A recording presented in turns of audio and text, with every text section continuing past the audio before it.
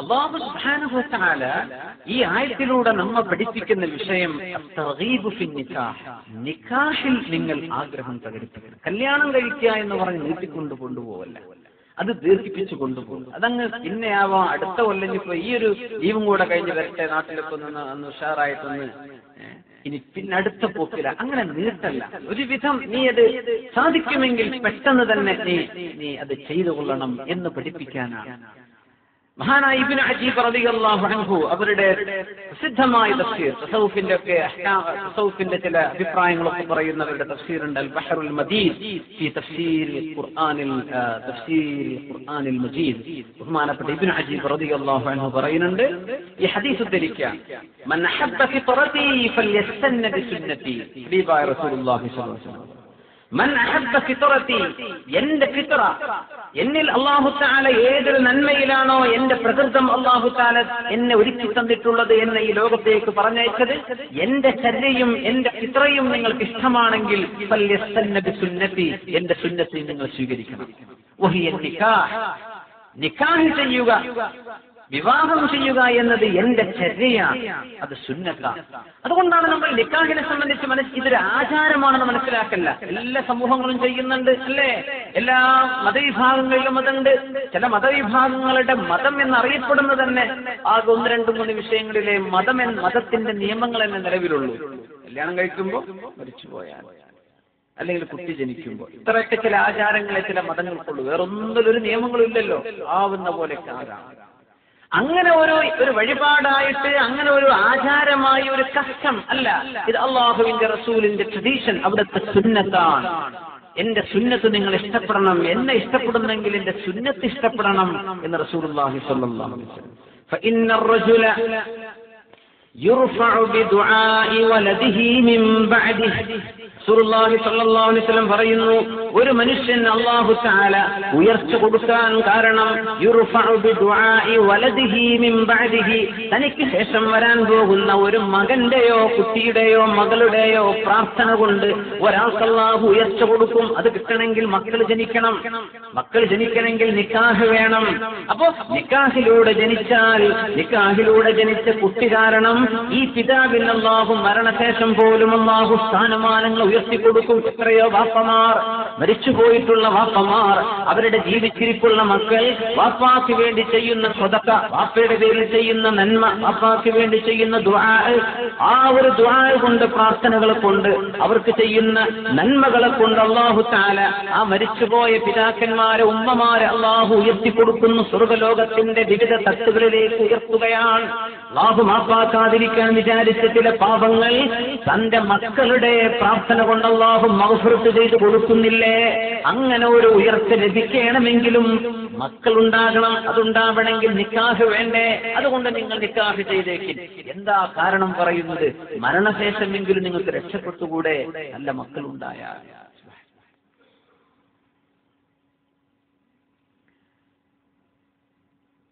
റസൂലുള്ളാഹി സ്വല്ലല്ലാഹു അലൈഹി വസല്ലം തങ്ങൾ പറഞ്ഞ മറ്റൊരു ഹദീസ്, മൻ അദ്റക ലഹു വലദുൻ വഇൻദഹു മാ യുസവ്വിജുഹു ബിഹി ഫലം യുസവ്വിജുഹു ഫഅഹ്ദസ ഫൽ ഇസ്മു ബൈനഹുമാ. ഒരാൾക്കൊരു മകനുണ്ട്, ആ മകനെ വിവാഹം ചെയ്യിക്കാൻ പറ്റുന്ന സാഹചര്യവുമുണ്ട്. മകൾക്ക് അല്ലെങ്കിൽ മകന് വിവാഹം ചെയ്തു കൊടുക്കാൻ, അവരെ ചെയ്യിക്കാനുമുള്ള സാഹചര്യമുണ്ട്. ഫലം യുസവ്വിജുഹു, ഈ വാപ്പ ആ മകന് കല്യാണം കഴിച്ചു കൊടുത്തില്ലെങ്കിൽ ഫഅഹ്ദസ, ഇവൻ എന്തെങ്കിലും ഒരു കുഴപ്പമോ എന്തെങ്കിലും ഒരു തെറ്റോ ചെയ്താൽ ഫൽ ഇസ്മു ബൈനഹുമാ, കാരണം ആ തെറ്റിന്റെ കാരണക്കാർ വാപ്പയും മകനുമാകയാൽ ഇവർ രണ്ടുപേരും അത് വീതിച്ചെടുക്കേണ്ടി വരുമെന്ന് റസൂലുള്ളാഹി സ്വല്ലല്ലാഹു അലൈഹി വസല്ലം. അപ്പോ മക്കളുടെ വിവാഹ വിഷയങ്ങളൊക്കെ വാപ്പമാർ സീരിയസ് ആയിട്ട് ആലോചിക്കണം. മക്കൾ ഇങ്ങനെ ഒരു തമാശയിലൂടെ അങ്ങ് പറഞ്ഞ് വാപ്പ കല്യാണം വേണ്ട, ഞാനും വലിയ ആൾക്കായിട്ടില്ലേ എന്നൊക്കെ, അതൊന്നും പറയാൻ കാത്തിരിക്കണ്ട. ആ കായി തുടങ്ങിയാൽ വളരെ തന്റേടത്തോടുകൂടെ നടത്തി കൊടുക്കുക. എന്തെങ്കിലും ഒരു വ്യഭിചാരത്തിലേക്ക്, ഒരു തോന്നിവാസത്തിലേക്ക് ഈ മകൻ അതിന്റെ ശേഷം പോയാൽ ഫൽ ഇസ്മു ബൈനഹുമാ, യാ അല്ലാഹ്, ആ ആള് ചെയ്യുന്ന ആ ചെറുപ്പക്കാരന്റെ തെറ്റ് വാപ്പയുടെയും മകന്റെയും ഇടയിൽ വീതിക്കപ്പെടും എന്ന് റസൂലുള്ളാഹി സ്വല്ലല്ലാഹു അലൈഹി വസല്ലം. അപ്പോ കല്യാണം കഴിക്കാം. അപ്പൊ ചെറുപ്പക്കാർക്ക് വിചാരിക്കും, പഠിച്ചോനെ ഈ പറയണതൊക്കെ എന്റെ വാപ്പയൊന്ന് കേട്ടിക്കണമെങ്കിൽ ഇത്ര പെട്ടെന്ന് അല്ലേ? പിന്നെ ഞാനിങ്ങനെ ഈ ചെല്ലിരിക്കേണ്ട ഒരവസ്ഥ വരില്ലായിരുന്നല്ലോ എന്നല്ലേ പറഞ്ഞു കൊടുക്കുക, ഹദീസൊക്കെ പറഞ്ഞു കൊടുക്കുക. അത് ഞങ്ങളോട് പറഞ്ഞിട്ട് എന്താ കാര്യങ്ങൾ പുരക്കാരല്ലേ കേൾക്കേണ്ടത് അല്ലേ? ഇവിടെ ഉള്ള ആൾക്കാർ ഇല്ലാത്തവർക്ക് എത്തിച്ചു കൊടുക്കുക. ബൈലക്ഷനൊക്കെ കിട്ടുന്നുണ്ടോ? അപ്പോ അവർക്കൊക്കെ എന്ത് ചെയ്യാ, ഈ വിഷയം മനസ്സിലാവും, വിഷയം എത്തിച്ചു കൊടുക്കുക. അബൂ ഹുറൈറ റളിയല്ലാഹു തആല അൻഹു പറയുന്നു, അബൂ ഹുറൈറ റളിയല്ലാഹു അൻഹു ഇത് നമ്മുടെ നാട്ടിലുള്ള ഒരു മറ്റൊരു സമ്പ്രദായത്തെ പൊളിച്ചെഴുതുന്ന സംഗതിയാണ്. ലൗലം യബ്ഖ മിന ദുനിയ ഇല്ലാ യൗമുൻ വാഹിദ് ലലഖീതുല്ലാഹ ബിസൗജ. ദുനിയാവിൽ നിന്ന് ഒരു ദിവസം മാത്രമേ ബാക്കിയുള്ളൂ എന്നിരിക്കട്ടെ, എന്നാലും ഞാൻ അല്ലാഹുവിനെ കണ്ടുമുട്ടുമ്പോ ഒരു ഭാര്യ ഉണ്ടായിട്ടേ ഞാൻ അല്ലാഹുവിനെ കണ്ടുമുട്ടാൻ ആഗ്രഹിക്കുന്നുള്ളൂ. ഒറ്റ ദിവസമുള്ളൂ, നാളെ ഖിയാമത്ത് നാളാണ്, പിന്നെ ഞാൻ ഇന്ന് കല്യാണം കഴിച്ചു, ഇനിയിപ്പോ എന്ത് കല്യാണം, ഇതിനൊക്കെ ഇപ്പൊ നേരണ്ടോ, എന്നാലും ഞാൻ അല്ലാഹുവിനെ കണ്ടുമുട്ടുമ്പോ അഅസബായിട്ട് എന്ന് പറഞ്ഞാൽ അൺമാരീഡ്, ഒരു കല്യാണം കഴിക്കാത്ത രീതിയിൽ അല്ലാഹുവിനെ കണ്ടുമുട്ടാൻ ഞാൻ ഇഷ്ടപ്പെടുന്നില്ല. ഞാൻ കല്യാണം കഴിച്ചിട്ട് തന്നെ ഞാൻ അല്ലാഹുവിന്റെ അടുത്തേക്ക് പോവുള്ളൂ. എന്തുകൊണ്ട്? ഫഇന്നീ സമിഅതു റസൂലല്ലാഹി സ്വല്ലല്ലാഹു അലൈഹി വസല്ലമ യഖൂൽ, അല്ലാഹുവിന്റെ റസൂൽ പറയുന്നത് ഞാൻ കേട്ടിട്ടുണ്ട്, ശിറാറുക്കും ഉസ്സാബുക്കും, നിങ്ങളിൽ ഏറ്റവും ശർർ ചെയ്യുന്ന ആളുകൾ ആരാണ്? ഉസ്സാബുക്കും, കല്യാണം കഴിക്കാതെ നടക്കുന്ന ആളുകളാണ്. പറഞ്ഞത് ശരിയാണല്ലോ നമുക്കൊക്കെ തോന്നൂല്ലേ? നാട്ടിലിപ്പോ എന്ത് പ്രശ്നത്തിലും ചെറുപ്പക്കാരാണ് അല്ലെങ്കിൽ അവരാണ് കണ്ടുകൂടി തോന്നിവാസം എന്നൊക്കെ പറഞ്ഞ ഈ ഒരു ഗ്രൂപ്പിനെ അങ്ങോട്ട് നോക്കിയാൽ ആരാ? ഉസ്സാബുക്കും, കല്യാണം കഴിക്കാതെ നടക്കുന്ന ആൾക്കാരാണ്. നോക്കി നാട്ടിലൊക്കെ പ്രത്യേകിച്ച് അങ്ങനെ പറയില്ലേ, എന്ന് കല്യാണം കഴിപ്പിച്ചു കൊടുക്കുക, എന്നാൽ അവനൊരു ബോധം വരട്ടെ. അപ്പോ കല്യാണം കഴിക്കാതെ നടത്തുന്ന ഒരു സമൂഹത്തിൽ ഷർറുണ്ടെന്ന് റസൂലുള്ളാഹി സ്വല്ലല്ലാഹു അലൈഹി വസല്ലം. അതിനൊക്കെ സമയമായിട്ടുണ്ട്, അവർക്ക് അതിൽ ആഗ്രഹം തുടങ്ങിയിട്ടുണ്ട്, അവർക്കത് നിക്കാഹിന്റെ കാര്യങ്ങൾക്കൊക്കെ കഴിയും ചെയ്യും. എന്നാലും ഒരു സെറ്റ് കൂടി കമ്പനിയായിട്ട് ഫ്രണ്ട്സായിട്ട് അങ്ങനെ തോന്നിവാസം ചെയ്ത് ജീവിക്കുന്നവർ, ഇത് ഉസ്സാബുക്കും.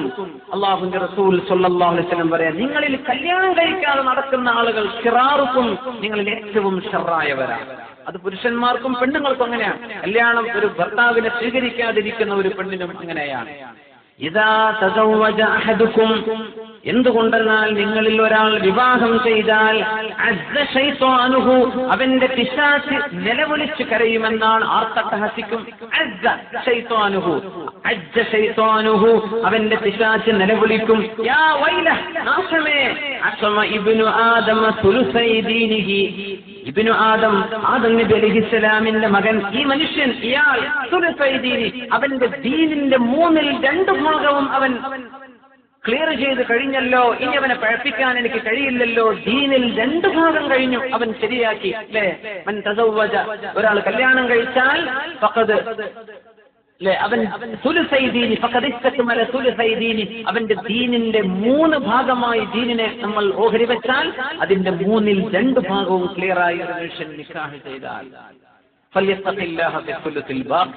ബാക്കിയുള്ള ആ ഒരൊറ്റ ക്വാർട്ടറിൽ അള്ളാഹുവിനെ, ആ 1/3 അള്ളാഹുവിനെ സൂക്ഷിക്കുക. 3/2 ഭാഗം ക്ലിയറായി, ഒരു ഭാഗം കൂടെ നിങ്ങൾ സൂക്ഷിക്കണം. കല്യാണം കഴിഞ്ഞാലും ബാക്കി ജീവിത വിശുദ്ധിയിലേക്ക് നിങ്ങൾ ശ്രദ്ധിക്കണം എന്ന് റസൂലുള്ളാഹി സ്വല്ലല്ലാഹു അലൈഹി വസല്ലം പറഞ്ഞു. അപ്പൊ പിശാച് കല്യാണം കഴിഞ്ഞാൽ നിക്കാഹിന്റെ അന്ന് പിശാച് നിലവിളിക്കാം, യാ അല്ലാഹ്, ഈ മുഅ്മിനായ മനുഷ്യൻ കല്യാണം കഴിച്ചു, ഇനി അവന്റെ ദീനിൽ അവനെ പഠിപ്പിക്കാൻ എനിക്ക് ഒരൊറ്റ ചാൻസേ ബാക്കിയുള്ളൂ, 3/1 ബാക്കിയുള്ളൂ, 3/2 അവൻ ക്ലിയർ ചെയ്തു കഴിഞ്ഞു എന്ന് പിശാച് നിലവിളിക്കുന്നുണ്ട്. അതുകൊണ്ട് കല്യാണം കഴിക്കാത്ത ആളുകൾ ശിറാറുക്കും, നിങ്ങളിൽ ഏറ്റവും ശർറായവരാണ്. وقال رسول الله صلى الله عليه وسلم, അല്ലാഹുവിന്റെ ഹബീബ് പറയാൻ, മിസ്കീനുൻ, മിസ്കീൻ, പാവമാണ്, മിസ്കീനാണ്, റജുലുൻ ലൈസത് ലഹു ഇംറഅ, ഒരു ഭാര്യയില്ലാത്ത പുരുഷൻ മിസ്കീനാണ്. വമിസ്കീനത്തുൻ മിസ്കീന, പാവപ്പെട്ടവളാണ്, മിസ്കീനത്താൻ. ഇംറഅത്തുൻ ലൈസ ലഹാ സൗജ്, ഒരു ഭർത്താവില്ലാത്ത പെണ്ണും മിസ്കീനത്താൻ.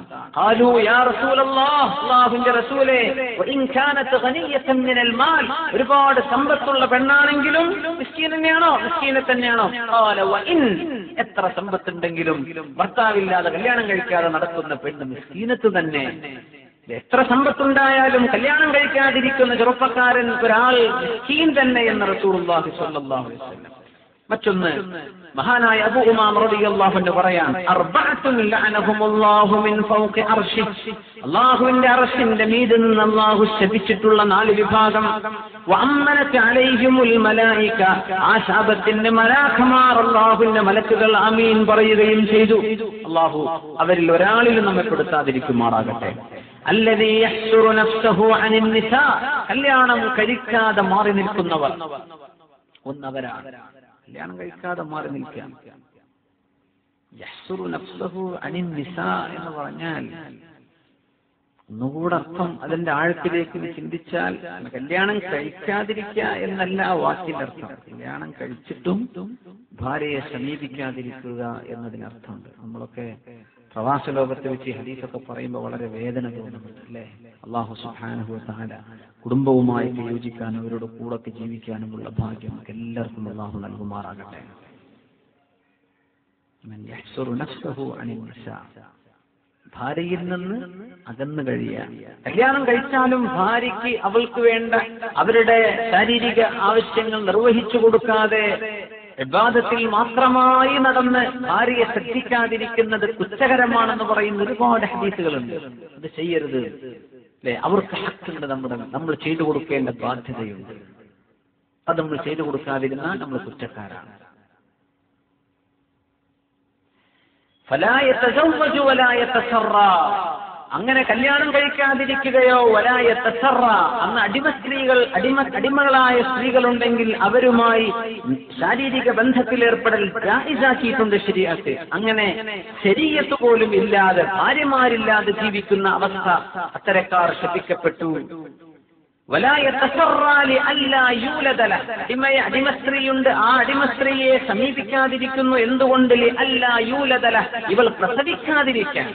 കാരണം ഒരു യജമാനന് തന്റെ അടിമയുമായി സമീപിച്ച് ആ അടിമയിൽ ഒരു കുട്ടി ജനിച്ചാൽ ആ പെണ്ണിന് ഉമ്മ വലത് എന്ന് പറയും. ആ കുട്ടി ജനിക്കുന്നതോടുകൂടി അടിമപ്പെണ്ണ് പിന്നെ സ്വതന്ത്രയാകും എന്നാണ് ശരീഅത്തിന്റെ നിയമം. അപ്പോ ഈ അപ്പൊ കല്യാണം കഴിച്ചിട്ടേ ഇല്ല, എന്നാൽ പിന്നെ അടിമ സ്ത്രീയിൽ അവര് ശാരീരിക ബന്ധത്തിൽ ഏർപ്പെടുന്നുണ്ടോ? അതുമില്ല. എന്റെ കുട്ടിയങ്ങ് ജനിച്ചാൽ പിന്നെ അടിമയില്ലാതെ പോവല്ലോ, എന്റെ സമ്പാദ്യം നഷ്ടപ്പെടുമല്ലോ എന്ന് വിചാരിച്ച് അവരെയും സമീപിക്കാതിരിക്കുന്നവൻ. ഒന്ന് സ്ത്രീകളെപ്പോലെ പെണ്ണുങ്ങളെപ്പോലെ ആകൃതിയിലും രൂപത്തിലും വസ്ത്രധാരണത്തിലും പെണ്ണിനെ പോലെ ജീവിക്കുന്ന ഒരു പുരുഷൻ.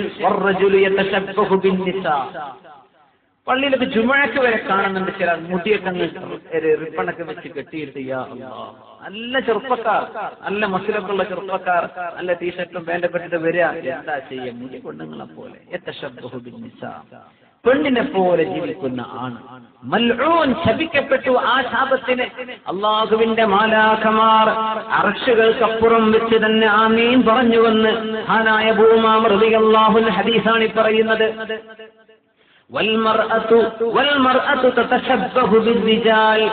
ആണുങ്ങളെപ്പോലെ ആകൃതി സ്വീകരിക്കുന്ന പെണ്ണും. മൂന്നാമത്തത് അങ്ങനെയാണ്. ആണുങ്ങളെപ്പോലെ പുരുഷന്മാരെ പോലെ ലജ്ജയില്ലാതെ നാണമില്ലാതെ പുരുഷന്മാരുടെ വസ്ത്രവിധാനത്തിൽ ഞാനത് ആണാണെന്ന് വിചാരിച്ചോട്ടെ എന്ന രീതിയിൽ വേഷം കെട്ടുന്ന പെണ്ണുങ്ങളും ശപിക്കപ്പെട്ടുവെന്ന് അഷ്റഫുൽ ഖൽഖ് റസൂലുള്ളാഹി സ്വല്ലല്ലാഹു അലൈഹി വസല്ലം വഖദ് ഖലഖഹല്ലാഹു അൻസ, അവളെ അല്ലാഹു പെണ്ണായിട്ടാണ് പഠിച്ചത്, പക്ഷെ അവൾക്ക് ആണായിട്ടൊന്ന് നടക്കാൻ ഒരു ആഗ്രഹം. അങ്ങനെ ആണിന്റെ കോലം കെട്ടുന്ന പെണ്ണ്.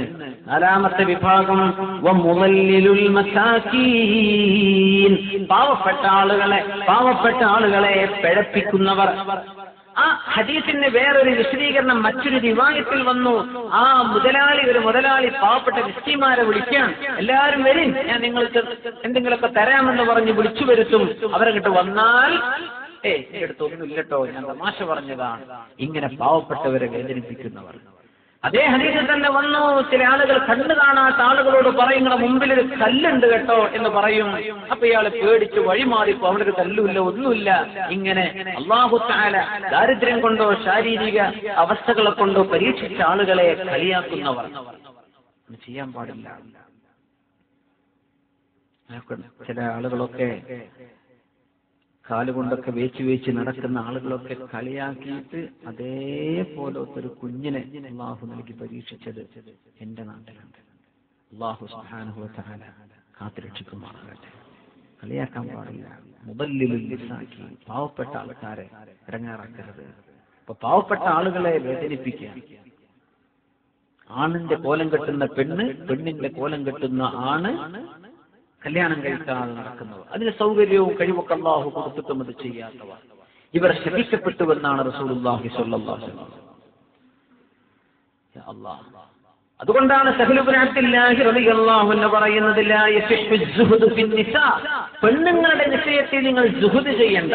സുഹ്ദ് എന്ന് പറഞ്ഞാൽ എല്ലാ ഭൗതിക സുഖങ്ങളും മാറ്റി എനിക്കിതൊന്നും വേണ്ടാന്ന് പറഞ്ഞ് മാറി നിൽക്കുക. ഞാൻ എന്റെ പെണ്ണിന്റെ കൂടെ കിടക്കില്ല, ഞാൻ അവളുടെ കൂടെ ഉറങ്ങില്ല, അല്ലെങ്കിൽ ഞാൻ അവളുമായി ശാരീരിക ബന്ധത്തിൽ ഏർപ്പെടില്ല. എന്തേ, ഞാൻ അള്ളാഹുലേക്ക് അടുത്തോട്ടെ, അത്രയും നേരം ഞാൻ നിസ്കരിച്ചോട്ടെ, അത്രയും നേരം ഞാൻ അള്ളാഹുവിനെ ബാത്ത് ചെയ്യട്ടെ എന്ന് പറഞ്ഞ് പെണ്ണുങ്ങളുടെ വിഷയത്തിൽ ഒരു സുഹൃദ്, ഒരു ത്യാഗം നിങ്ങൾ ചെയ്യല്ലേ. എന്തുകൊണ്ട്?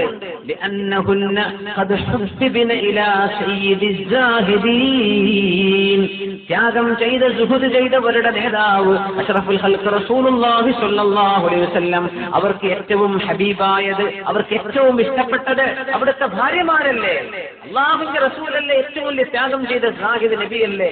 തങ്ങളെക്കാളും വലിയ സാഹിദൊന്നും ആകല്ലേ. കല്യാണം കഴിച്ച് പിന്നെ അവരെ സമീപിക്കാതിരിക്കുക, അവരുമായി ബന്ധപ്പെടാതിരിക്കുക, അങ്ങനെ ചെയ്യല്ലേ എന്ന് മഹാനായ സഹ്ൽ ഇബ്നു അബ്ദുല്ലാഹി തശഫ്ഫുദി റളിയല്ലാഹു അൻഹു പറയാം.